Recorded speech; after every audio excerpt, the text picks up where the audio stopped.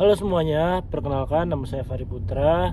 Saya adalah mahasiswa ilmu komunikasi di Universitas Satya Negara Indonesia. Oke, jadi pada kesempatan kali ini saya akan menjelaskan kepada kalian semua tentang public speaking. Oke, tema kita pada saat ini adalah menguasai seni public speaking, berbicara dengan percaya diri. Oke, ini akan menjadi pembahasan kita pertama, yaitu mengapa public speaking itu penting. Ada 3 poin yang saya simpulkan tentang public speaking ini. Yang pertama itu kenapa penting, karena kita butuh banget public speaking untuk karir profesional kita. Tanpa public speaking yang bagus, kita gak bisa meningkatkan peluang promosi, kita gak akan bisa memimpin tim, dan yang paling penting kita tidak akan bisa presentasi bisnis yang efektif. Jadi berulang kali saya bilang public speaking itu penting karena presentasi yang baik itu menentukan kalau sponsor atau brand ternama atau perusahaan-perusahaan lain itu bisa bekerja sama dengan kita. Itu penentu. Makanya di PPT ini di situ ada peluang promosi, dan baik lagi dengan public speaking yang bagus kita dapat memimpin tim juga gitu. Lalu kepada poin yang kedua, kehidupan sosial kita. Public speaking yang bagus itu sangat berdampak untuk kehidupan sosial kita, di mana jika berbicara kita bagus, banyak orang yang pasti suka sama kita. Kita bisa berteman, kita bisa berhubungan baik dengan banyak orang, mau dimanapun itu gitu. Jadi dengan public speaking yang bagus ini dapat membangun sebuah koneksi. Kita bisa menyampaikan ide dengan jelas dan dapat meningkatkan interaksi sosial.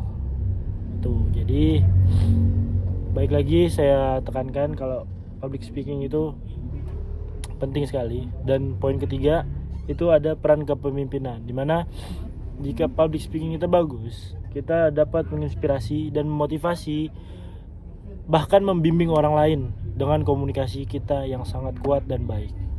Oke, kita lanjut ke slide berikutnya, yaitu membangun pondasi.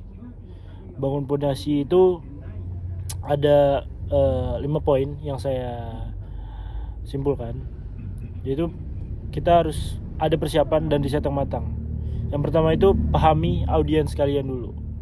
Siapa mereka, apa yang ingin mereka dengar, dan sesuaikan pesan Anda. Jadi kalau misalnya kayak kita ada talk show gitu kan, itu jadi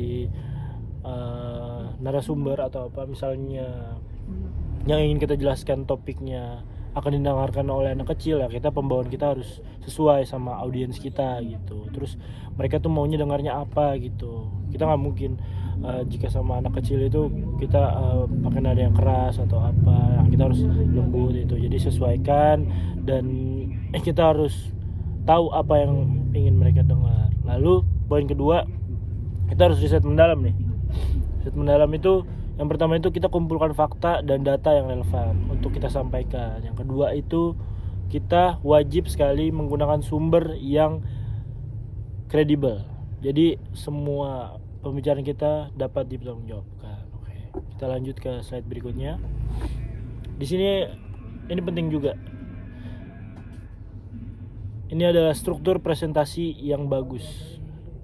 Yang pertama itu kita harus bisa menerapkan pembukaan yang menarik, dimana kita mulai dengan pertanyaan, cerita, atau statistik yang mengejutkan, lalu dilanjut dengan isi yang struktur, dimana poin-poin utamanya jelas, didukung oleh bukti serta contohnya, lalu ditutup dengan penutupan yang berkesan, dimana kita meringkas poin-poin utamanya, lalu ada ajakan untuk bertindak atau kutipan yang inspiratif gitu.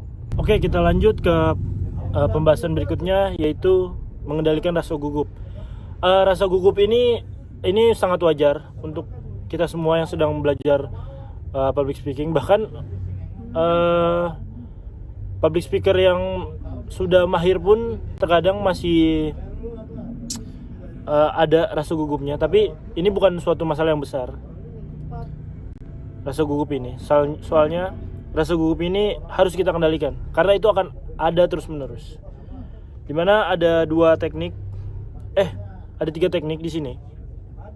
Teknik relaksasi, dimana kita harus mengatur nafas kita dengan teratur.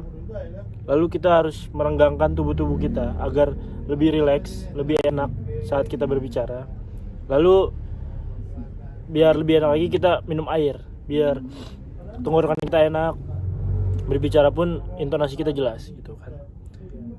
Terus poin kedua adalah visualisasi yang positif, dimana kita coba membayangkan jika kita berhasil, kita melaksanakan talk show atau kita jadi narasumber atau apapun itu.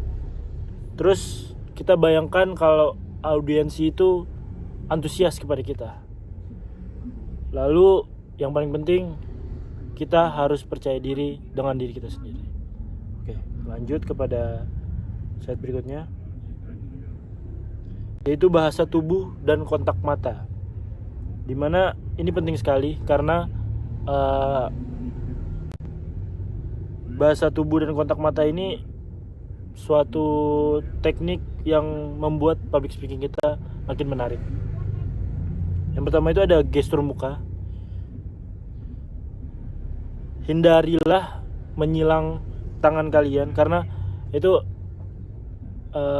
penjelasan yang cukup aneh, gerakan tubuh menyilang tangan ini. Lalu yang kedua, gunakan tangan sebagai poin. Jadi misalnya ada poin yang ingin kita tekankan, coba gunakan tangan kalian juga. Jadi itu membuat seakan-akan kalian menekankan pada narasi tersebut gitu.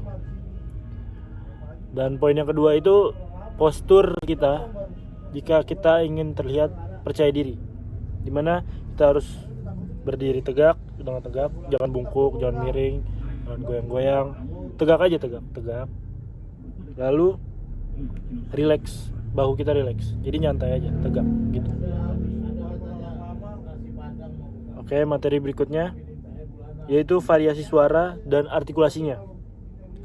Ada 2 poin besar di sini. Yang pertama itu atur nada dan volume.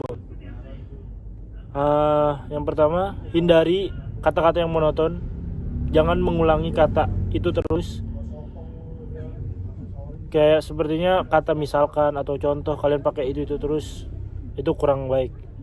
Coba cari narasi yang lainnya gitu. Jadi banyak membaca buku ini salah satu hal yang baik untuk mengatasi intonasi ini. Yang kedua, tekankan jika ada kata kunci. Tekankan dengan balik lagi tadi, gerakan tubuh kita atau tangan atau ekspresi muka kita, itu bisa. Lalu yang ketiga itu sesuaikan dengan emosi dan pesan. Jadi kalau Anda ingin mengajak, itu usahakan intonasinya agak besar. Soalnya kalian di situ lagi mengajak. Cuman kalau yang kalian bahas lagi sedih atau lagi lucu, itu gak perlu kalian sampai agak keras suaranya. Dan poin kedua itu artikulasinya yang jelas. Ucapkan dengan kata-kata yang jelas. Jangan belibet-belibet ngomongnya. Jadi makanya baik lagi tadi, tenangkan diri kalian dulu, relax. Saya yakin kata-kata yang belibet-belibet itu tidak akan ada. Dan yang kedua, hindari bergumam. Jadi jangan kebanyakan gitu. Jadi kalau emang lupa atau apa, diam aja dulu, mikir, baru ngomong gitu. Lanjut lagi, interaksi dengan audiens, dimana saat sesi tanya jawab, berikan waktu yang cukup untuk audiens, dengarkan dengan sesama, lalu jawab dengan lugas. Itu. Dan poin yang kedua itu keterlibatan kalian yang aktif. Ajukan pertanyaan yang teoritis, ajukan pertanyaan yang retoris, dan minta tanggapan singkatnya. Lalu gunakan humor yang sesuai. Jangan sampai garing ya teman-teman. Tuh. Dan yang terakhir, untuk menutup ini, saya pesan sama kalian, ini materi yang terakhir juga, latihan. Ini adalah kunci untuk kalian bisa percaya diri pada saat public speaking. Latihannya gimana? Kalian bisa di depan cermin, perhatikan bahasa tubuh kalian, ekspresi wajah kalian. Lalu kalian bisa rekam diri sendiri, identifikasikan area yang perlu ditingkatkan. Dan yang terakhir adalah latihan dengan teman kalian sendiri. Kalian bisa mendapatkan umpan balik yang konstruktif gitu. Jadi pesan saya itu saja. Terus latihan, percaya sama diri kalian. Kalau kalian bisa percaya diri di depan orang banyak. Mungkin itu aja dari saya. Kurang lebihnya mohon maaf. Assalamualaikum warahmatullahi wabarakatuh.